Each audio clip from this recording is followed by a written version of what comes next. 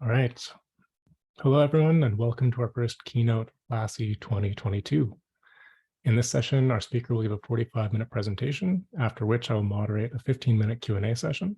At that time, please use the raise hand feature and I will call on you to ask your question. Alternatively, during the Q&A, you can type your question in the chat and I will read it out loud. With that, it's my pleasure to introduce our speaker, Dr. Mitchell Colver. Dr. Colver began working in higher education in 2007, where his early experiences with students taught him to focus on the value of human diversity and human potential. As a thought leader in the field of analytics, he is frequently invited to champion the idea that student success can best be fostered through increased intentionality amongst faculty, staff, and executives. Dr. Colver believes that human empowerment and collaboration are the most powerful tools that 21st century institutions have in their arsenal to optimize the student ecosystem. Mitchell has degrees in psychology, music, and experimental research, as well as a PhD emphasizing research in higher education. His research has appeared in Popular Science, Discover, Slate, Smithsonian, New York Magazine, and internationally on Radio BBC. His prominence in the field has allowed him to serve as an analytics and change management consultant for universities across the nation and globe. Welcome, Mitchell. Thanks so much, Greg. Thanks for having me. Let's get into the talk here.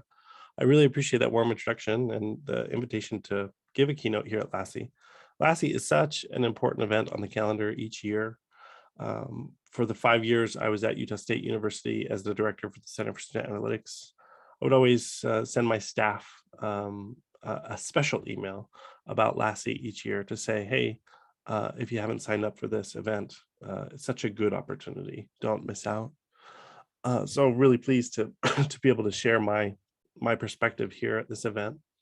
The chat will be monitored, right? So if you have questions and you want to raise them during the presentation, that can happen. I'll look for those and respond to them.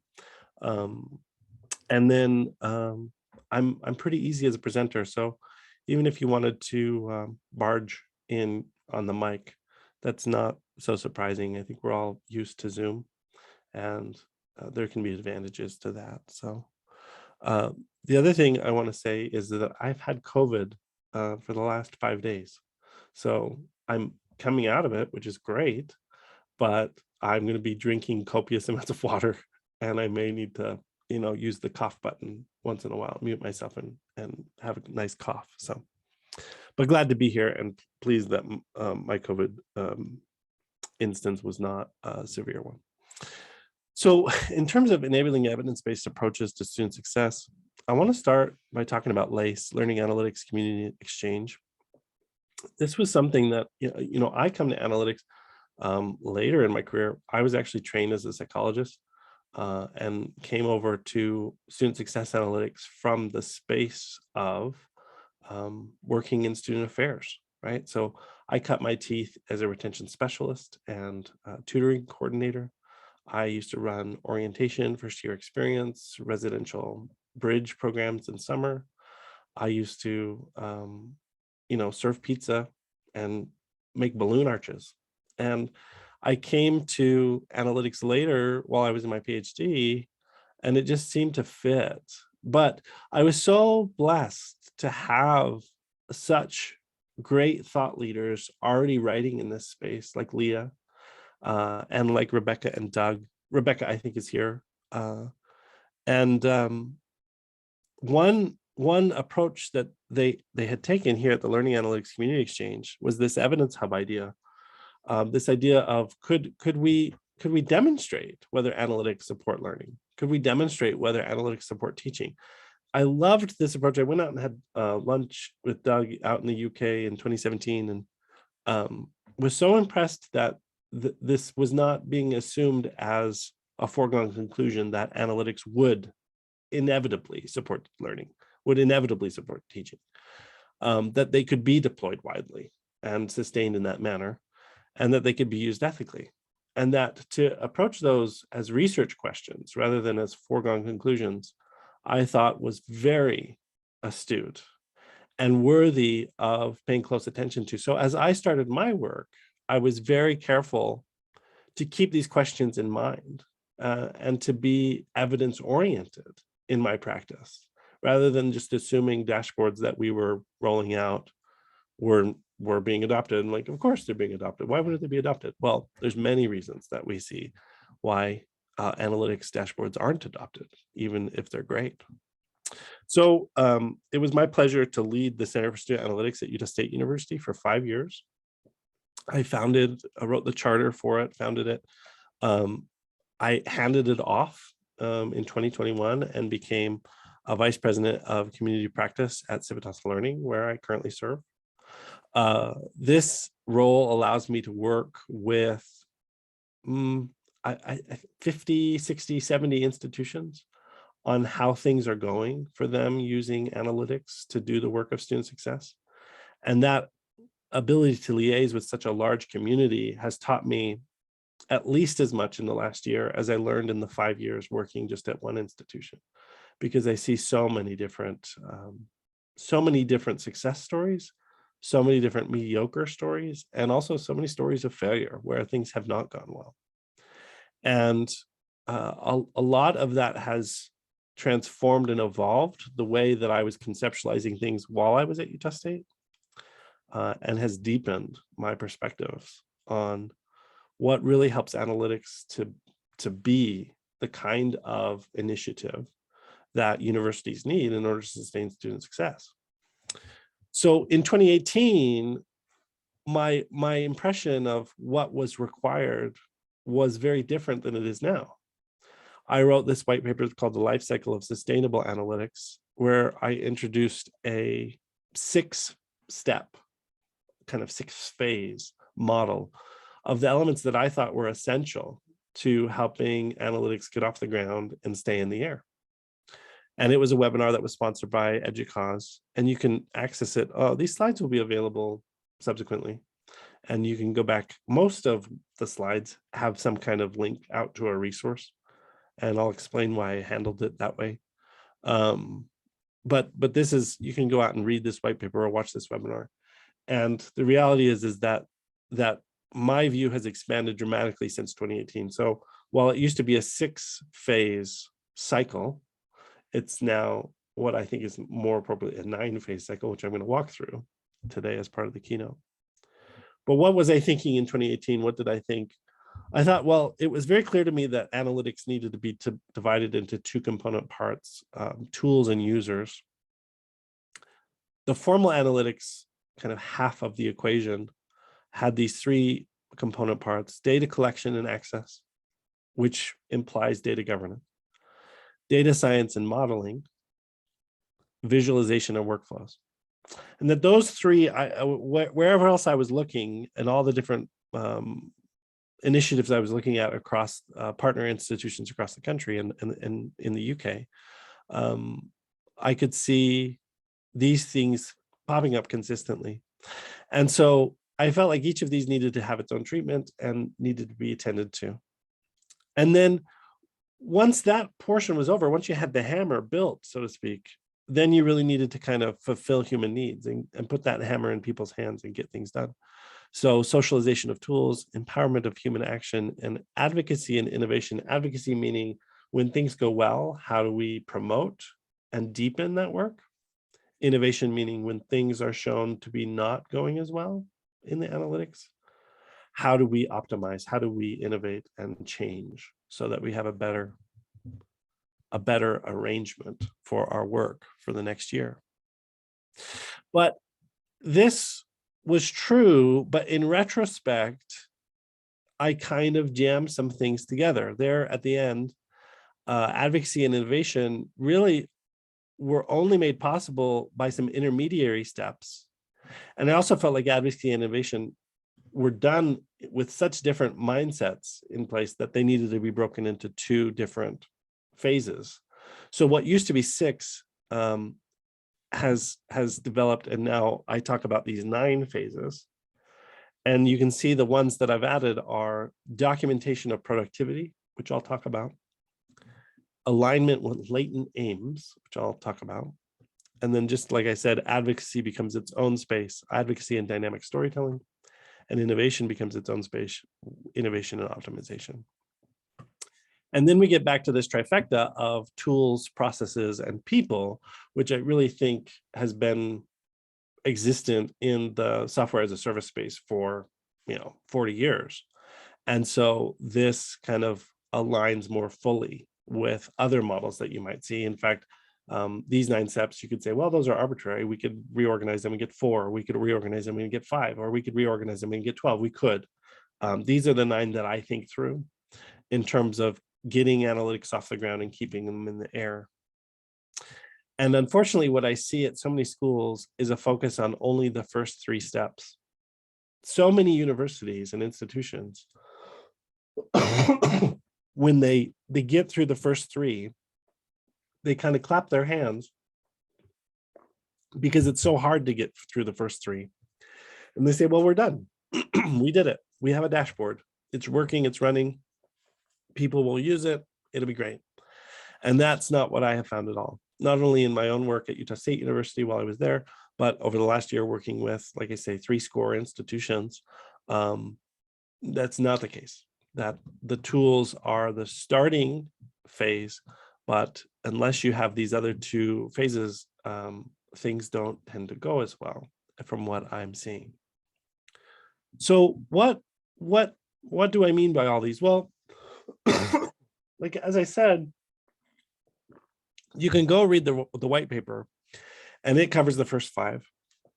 So I'm just going to very quickly go through those first 5, and I'm going to point to some resources. If you take notes, and if you find yourself kind of thinking about one of these phases and thinking, well, I'd like to spend more time on that phase or see more clear examples of how that work is done, then I'm going to link out to some other resources, some webinars that I've done, and some different web pages that you can go to see other things I'm saying about each of these elements.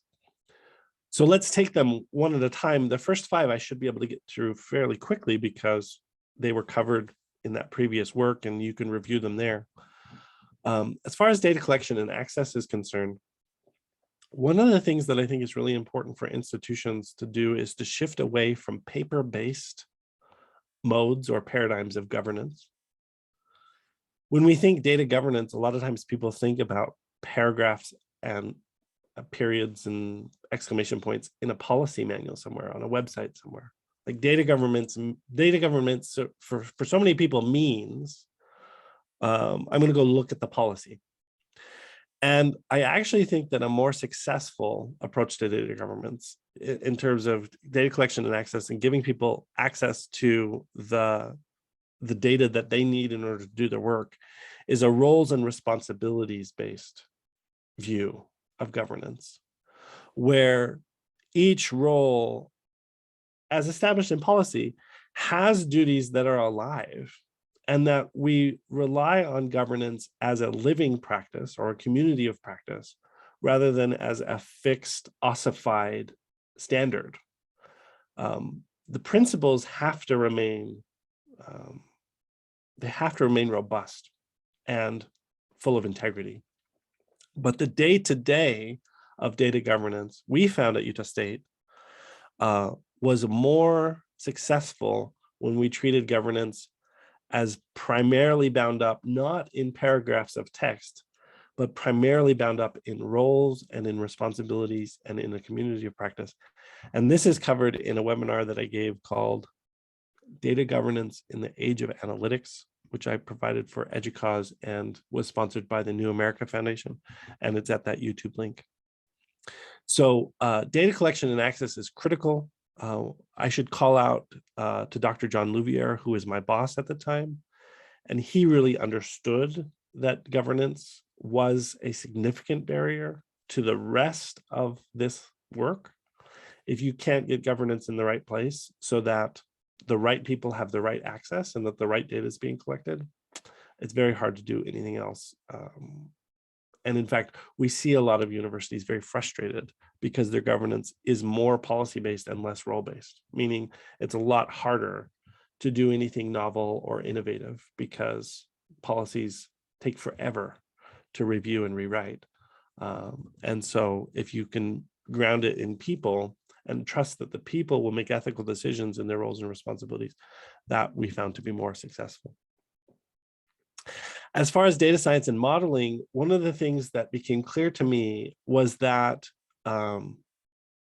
there is no advantage to doing data science and modeling in-house versus paying someone else to do it, and vice versa.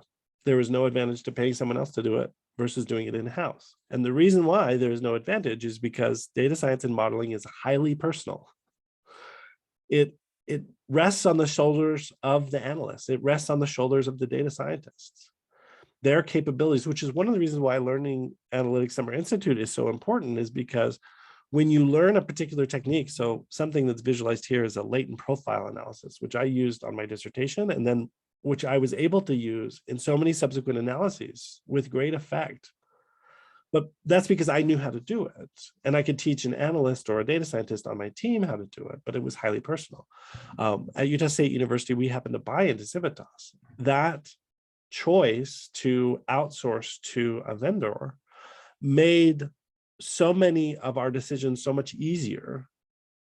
But then we were bound within the possibilities of the dashboards that they were providing. And so there's trade-offs for doing homegrown, and there's trade-offs for doing vendor, but I don't see an advantage to one or the other. One open source learning analytics software that I'm involved in, curricular analytics, where I sit on a national, called the CAP team, curricular analytics. I don't forget what the P stands for, but this is being done through the through URU, which is an organization for undergraduate research institutions and teaching institutions. And it's a software that I love. If you're not familiar with it, you should go and visit this website and kind of look into what's being done with curricular complexity in degree programs for undergraduate students, particularly in the United States. The point of these three different elements here is to say, most data scientists and data science teams use the data science and the models that they are familiar with. And that as you learn more and as you acquire more skills of this particular analysis type or this particular technique, that makes new work possible.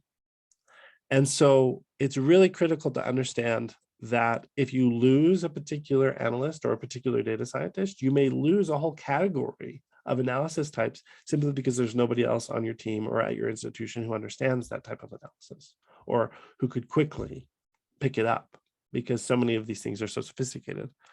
The point is to say that when we think about data science and modeling, the thing that always comes to my mind is people and their backgrounds, particularly their academic backgrounds, where so many of these skill sets are learned in statistics classes, in multivariate classes, in coding classes, where a particular form of analysis of data, modeling, is learned and then is then able to be activated by that employee or that professional for the rest of their career.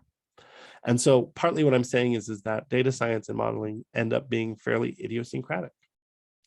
And that's even true if you go to a vendor, because what we found with Civitas was that so much of Civitas's capabilities went back to their chief data scientist at the time, Dave Keel, and his particular idiosyncrasies in the data science that he likes and that he designed all of their dashboards off of. So it's just a critical thing to remember how, even though we're talking about tools, when it comes to data science and modeling is highly person-based capability at any given institution. And both analysts and data scientists and leaders, those who lead them, need to remember that. In that third element, visualizations and workflows, one of the things that I've seen and that I really try to warn you away from is people who I call dashboarders, who think that the dashboard is the end of the conversation. Obviously, there are 6 more phases that I'm going to talk about. When people kind of finish a dashboard and say, okay, we built the dashboard, we're done, aren't we? No, we're just getting started. Like, when the dashboard is finished, like, we're just getting started. And there's 2 cautionary tales. The first is I worked with an institution. They literally, in their Tableau server, they had 1,200 dashboards. And I said, who uses them? And they said, well, we don't. Well, they get used, like some of them, like probably. And I said, well, how many get used on a weekly basis? 6. Okay, how many get used on a monthly basis? 11. How many get used on a quarterly basis? 12. How many get used at least once a year? 17. Of 1,200? What? Why? Why did we build? What are we doing? What are we doing? And I'm afraid that that is not an uncommon thing. There was another university I worked with where they had really great dashboards, which is how I came in touch with them, because I reached out and I said, you have such good dashboards. I want to talk to the people, it was like a team of 18 people building all these dashboards. It was wonderful. And okay, this is great. And I said, so who are your primary users? And they said, oh, the provost. And they said, oh, the provost office. And they said, no, the provost. And I said, what? Like that's your only user? You have all these great dashboards, 18 people building all these things, and the provost is the only one using? Yeah. And then what happened when the provost left? Because the provost did leave, moved halfway across the country.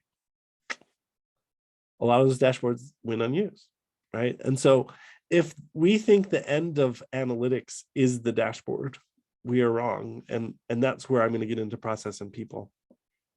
But don't fall into this trap of thinking that your work is about creating dashboards and that is the point.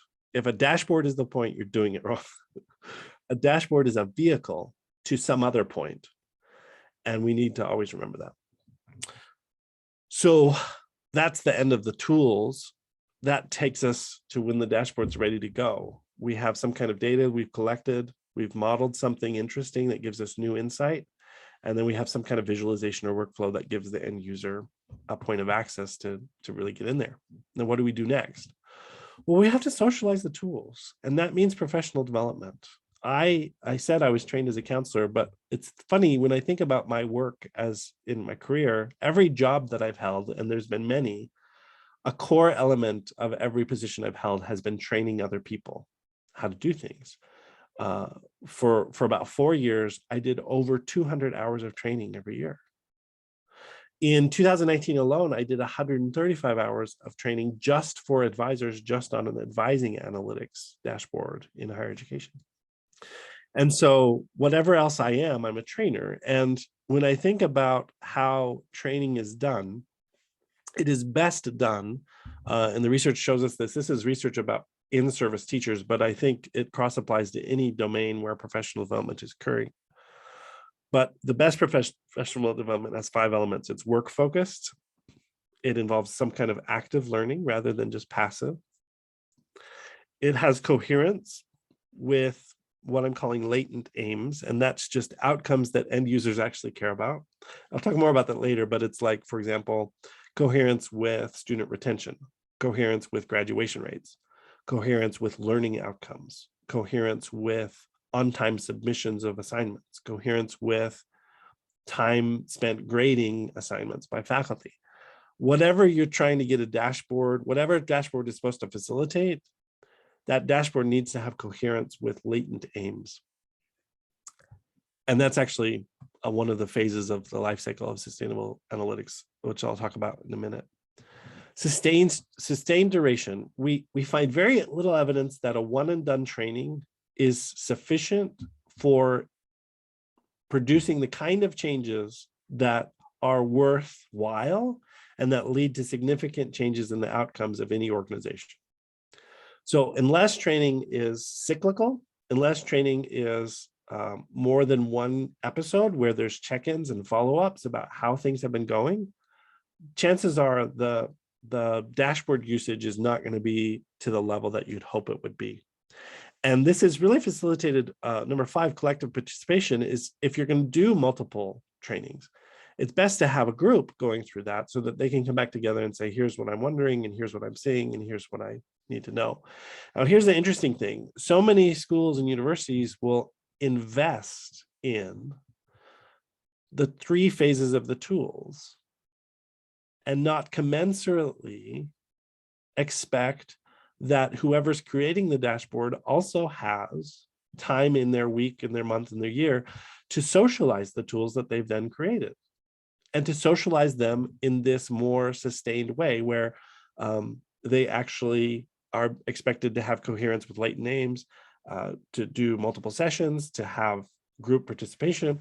And I think that this is risk, which is why like we have that situation of the 1,200 dashboards, because the people are so good at building the dashboards that they aren't ever having to socialize, and therefore the tools are never being used. And I think that you might find an analyst or a data scientist or an engineer here or there who says, well, I'm really good at building the dashboard, but I would hate to be in front of people. We completely understand that. Many of these phases can be accomplished and need to be accomplished by different people who hold different roles. But if you're in the dashboard creation business and you don't force yourself into the mindset of asking, when is this tool going to be socialized in a cyclical, ongoing, sustainable way? That can be a threat to the value of the work that you're producing. I noticed, was there a comment or question? I thought I heard a mic come on. All right, so socialization. In fact, I think socialization is so important that I used to say that for every hour you spend developing a dashboard, plan to spend an hour socializing it thereafter. And so if you take, say you spend 6 weeks developing a dashboard, then I would say, how are you going to spend 6 weeks over the next 2 years training and socializing that dashboard, if that makes sense? Empowerment of human action. Ultimately, dashboards should lead other professionals, analytics should lead other professionals to take action that is different than the action they were taking in yesteryear.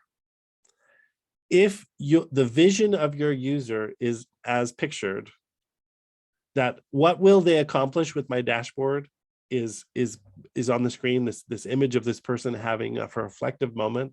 If you're building analytics with the goal in mind that some end user will sit there and contemplatively study the dashboard, that is not the empowerment of human action that I'm speaking about, right?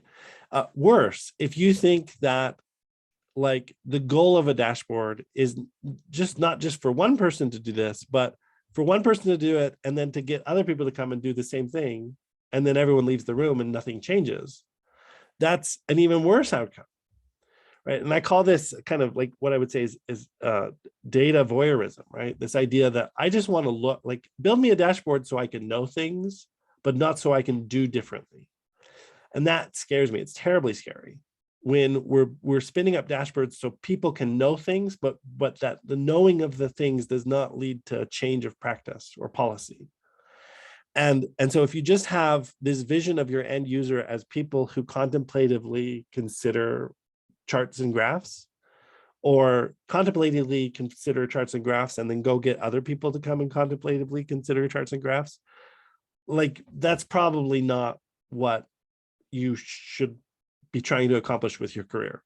Instead, the numbers, the insights should lead them to say, wow, we should do differently. We should have a meeting. We should spin up a new program, or we should change a policy. We should meet with students differently. And an example of this is like one set of analytics that I produced led to the realization that students didn't know when registration opened up. It was such a simple realization. Students didn't know, they just didn't know. So we created new campaign collateral. We worked with the advising community. We worked with marketing. These banners now appear every year in the LMS, so students know that registration is coming up.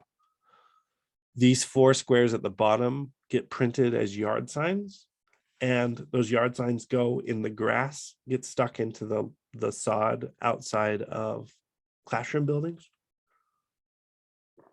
So when I say empowerment of human action, what I mean is that as a result of the analytics, human activity should occur. Things should get printed and hung, or banners should suddenly appear in places they didn't appear before, this kind of thing. You should be thinking about, how will my dashboard help people, and how will my socialization of the analytics help people to do work differently than they were doing it yesteryear. And unless you have that vision in mind, you are just going to end up with a bunch of people going, oh, interesting. Wow, that's interesting. And then nothing changes. For faculty, nothing changes for students, nothing changes for the university or its brand. And this is a problem. The other thing, which I learned much later than I wish I had learned, is that all of this productivity needs to be documented. And you as an analytics builder, as an analytics professional, you need to have this notion of not only how am I going to get analytics in front of decision makers and actors, but how I'm going to help document that their behavior does in fact change after the fact. So this is an example of the advising community at Utah State University. We wanted advisors to use analytics to inform their practice. And we believed that that would necessarily mean that they would need to meet with more students in a very specific window of time between September and November every year in order to accomplish the work that we wanted them to accomplish and help improve the institutional outcomes. So we tracked that. And in fact, that's what happened. So you can see in 2016, September, October, November, I think we had more than 2,200 additional appointments because September was like a 500 student increase, which is not demarcated, but it was 500. And then October, the advising community met with more than 1,000 more students. And then in November, an additional, like nearly 800 additional students. And this is what I mean by empowerment of human action is that the advisors saw the need to do advising in a different window of time and with more students in order to get the outcomes that we wanted to see. We were able to document that productivity shift actually occurred. And this became essential to proving the value of analytics, because if we hadn't documented the productivity shift, we couldn't have claimed that subsequent gains in retention and persistence at the university were attributable to the fact that advisors undertook this work, and that they undertook this work because of something a dashboard had told us about 8 months prior, right? And so like it was from the data science and modeling and the visualization to socializing it amongst advisors, to getting them to take different action, and then documenting that they took different action so that we could get credit for the analytics being part of the gains that were achieved. And I see this so often where analytics are shelved or shuttered or defunded. And you think, why is it being, and it's because nobody has bothered to follow the through line from there once was a dashboard, and then a year later, our retention increased. But the through line of the socialization and the human action and the documentation of that shift in productivity is essential to demonstrating that the analytics, which are often sophisticated, which is just another way of saying expensive, have value that produces gains for the universities that are documentable and evidence-based improvements in student experience and outcomes. So tools, yes, we have to have tools, but we also have to have these processes in place where we're socializing the tools, where we're making sure that the human activity of educational spaces actually shifts, and that we're documenting those shifts in productivity. Again, I'm going to pause if there are any questions or comments before I move to the third grouping of phases of this life cycle.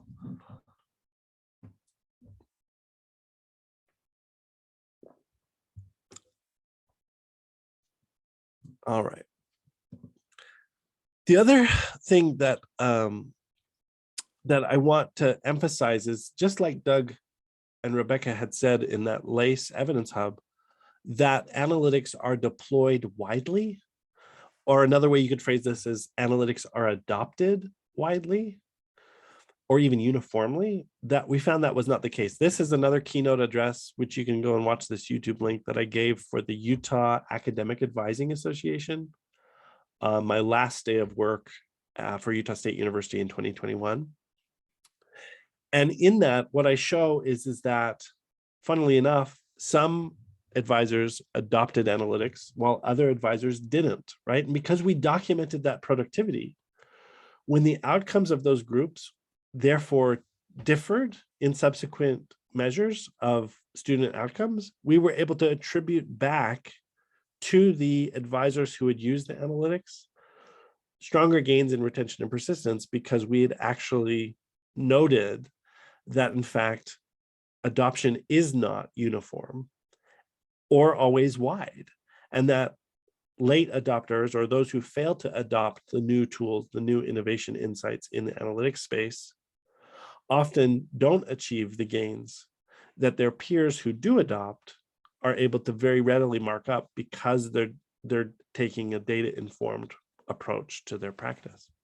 And that's what that webinar very nicely covers, meaning I was very compassionate towards those who didn't adopt in my descriptions of, I wasn't trying to bash anyone. But the reality is analytics are not always widely adopted. And when they're not uniformly or widely adopted within a single organization, you can see heat maps of heat areas where outcomes are being improved, and areas that are more cool where outcomes are not being improved. But that, of course, that relates back to lack of analytics use. Here's an example. We saw a cluster of colleges that were logging into Civitas a great deal.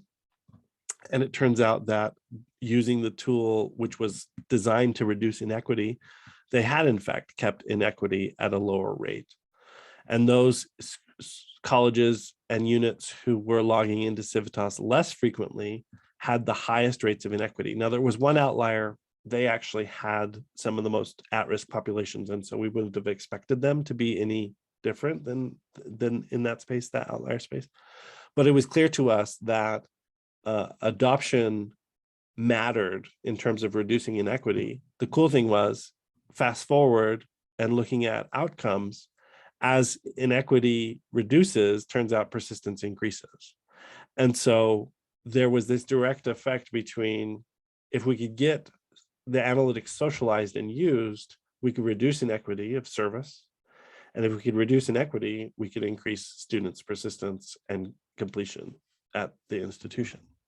So we're really pleased that we recognize that dashboards and user experiences differ widely, that not all members of a target audience are going to adopt, and that we take that pretty serious in that documentation of productivity of understanding, well, when they don't adopt, at least we have a mark that adoption was associated with increase in outcome.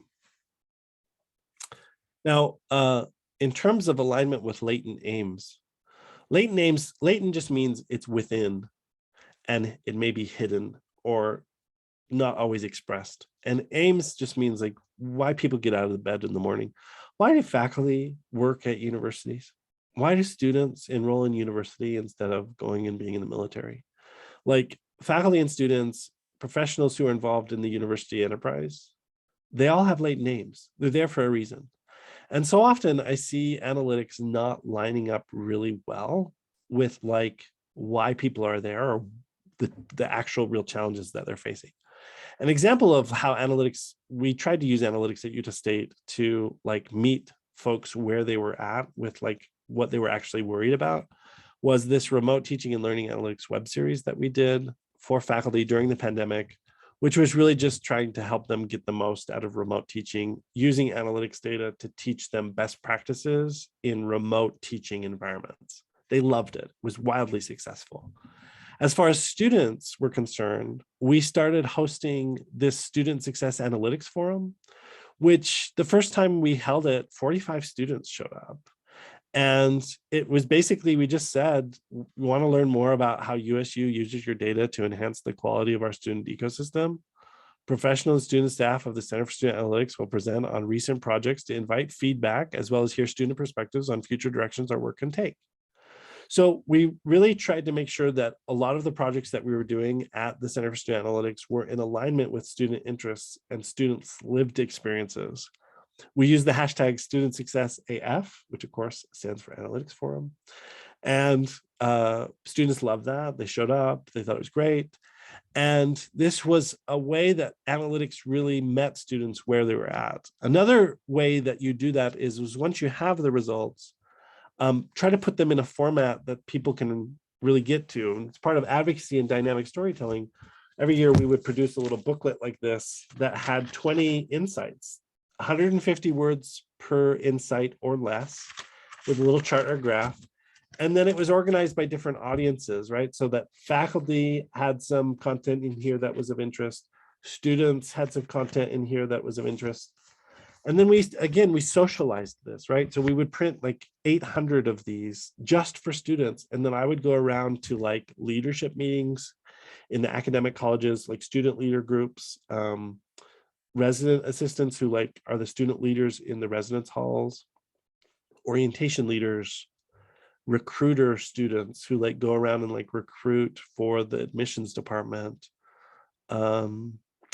We did it for alumni service groups of students. And there's a video of me, you can go to my website, talking to students about this, but the session was called Why Adversity is Central to Human Growth. The point was to socialize this book of analytics insights, but we didn't say, analytics student insights report, come and listen to some guy talk about analytics. We grounded it in the latent aims and in dynamic storytelling that the students would connect with, and there's a video of that. And then finally, in terms of innovation and optimization, there were so many examples at Utah State University of where we enhanced the university as a result of the work. So advising practice, registration planning, policy changes, co-curricular, extracurricular optimization through the analytics that we were deploying, teaching and learning enhancements, curriculum restructuring, leadership focus. So there's so many different ways that innovation and optimization were happening at the institution. And there's this article at Civitas Learning where we estimated 1.5 million in ROI just from the investment in this full life cycle. One of the things to note is that the full life cycle literally costs $850,000 a year, right? So that was staff time, that was the software, that was all the people that I was hiring, the printing that we were doing and running around. But with $850,000 of investment every year, we were producing at least 1.5 million in net tuition revenue. At least that was conservative. And you can go and read that article there that's linked. But the reality is that you're probably thinking to yourself, where do I start? What are the first steps I could take? Here's what I would recommend. First, evaluate the gaps that you may have in having a full holistic life cycle to your analytics initiatives. Establish a baseline. Go through each of these 9 elements and say, am I doing this with my analytics? Is my team doing this with analytics? Is my university doing this with analytics? Look where the gaps are. There will definitely be gaps. Even when we were doing this for 5 years at Utah State, we didn't fill in all the holes. We still had things we were working on. 2, you're not going to be able to do all 9 phases yourself. You'll have to partner. You have to partner. This analytics lookbook that we call it, the Student Insights Report, I wrote it and edited it and outlined it, but we handed all that to a marketer who was my friend, and she happily did it, right? Like I made friends with the marketing team. I would, take them popcorn. I would, sit with them. How's your life? So that when I said, hey, could you help me do this little 42-page booklet? They didn't complain about it.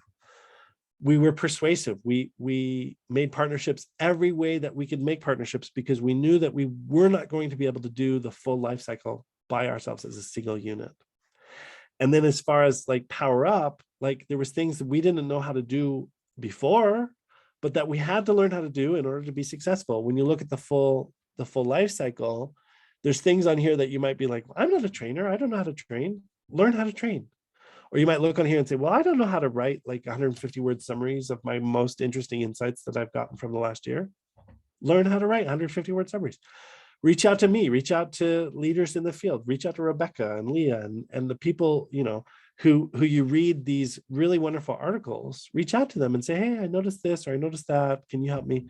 So many of us are in this work because we love being helpful. And lastly, I was going to say commit to a life cycle approach, but that sounds so cheesy, like commit, like just commit. I don't actually believe that that's what your third step is. I think your third step is converse about gaps and failures. because there's never a better sign of commitment than being honest about where the holes are. When you look at the full life cycle and you say, here's the holes that I'm dealing with. And like when you're comparing and cross-comparing with other people, like, are you doing this? Are you doing that? And they'll be like, no, I'm not doing that. I don't know how to do that. Or I am doing this. And here's how we do it. That's the only way that you're going to learn, is by being honest about where the gaps are. And Rebecca says, it's always worth contacting paper authors. Exactly. They're usually happy to talk about their work. They love talking about their work because their work is their passion. That's why they're spending all this time writing about it and putting it on the thing and publishing, and they get rejected and they have to submit somewhere else, and that's fine. We'll submit somewhere else. But they love this, and there's so many good people to work with, and they have ideas about how to sustain a more holistic a community of practice amongst all of us who care so deeply about data-informed practice. I'm going to leave with this quote from my dear friend Kimberly Arnold. This inspired us at Utah State from the start. Every line of this paper, we called this paper our Bible, and we treated every line of this paper, every sentence of this paper, as like a verse of a chapter, like where we'd go and say, are we doing that? Are we listening to Kim's advice about that one particular thing? This is one particular sentence that I really love. The promise of educational technology to underpin and drive a transformative learning experience will not be delivered through a simple adoption process, or I might add, a simple dashboard. Overnight success and silver bullet solutions in the realm of learning analytics is highly unlikely. Generally, it is vital to deliver a message of persistence and dedication that in time will hopefully yield meaningful results. And I truly believe in that. I appreciate being able to share that message with y'all and to be here. I'm going to turn it back over to Craig to facilitate some Q&A. Really appreciate being able to share this message with y'all. Thank you very much, Mitchell, for that really exciting and interesting presentation. It was terrific. So if anyone has a question they would like to ask Mitchell, please use the raise hand feature, or you can put your question in the chat, whatever you would like to do.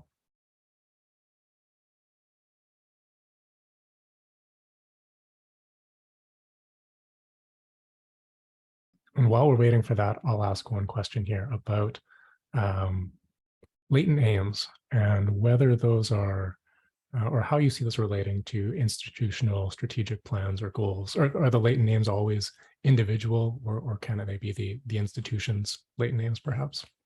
I think it's healthy for folks' latent aims, like the reason they get out of the bed and show up to the organization.